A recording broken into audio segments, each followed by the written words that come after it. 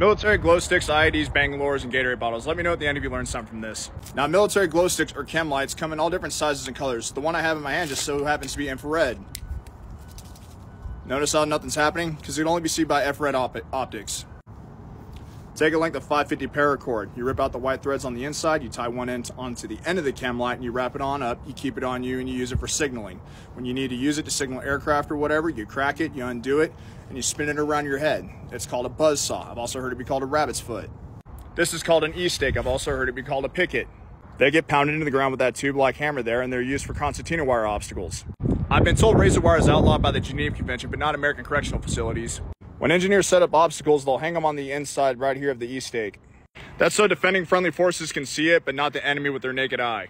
I've literally had weirdos that try to tell me that this side's supposed to face out towards the enemy so that way bullets ricochet and go back and hit them.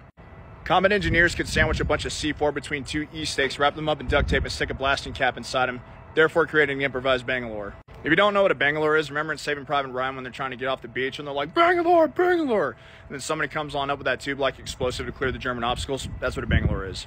Now, when I first came in the military, the war in Afghanistan was still going on, and the greatest threat to U.S. forces at that time was IEDs, improvised explosive devices. Guys that had been there and done that were always passing off tips and tricks to help out with survivability and mission success. One thing they always told us was, always pick up your chem lights when you're done using them. Reason being is because insurgents would use them as pressure plates. They cut off the ends, they slide one naked end wire here, and another one on over there, and they glue them on the inside. So that way if a vehicle or person stepped on it, they made contact, complete the circuit, and set off the explosive charge casing. Not gonna lie, the tubes on these things are tough, so it was probably meant for a vehicle pressure plate, or they probably made some clever incisions so that way they could be weaker and could be set it off by a dismounted troop.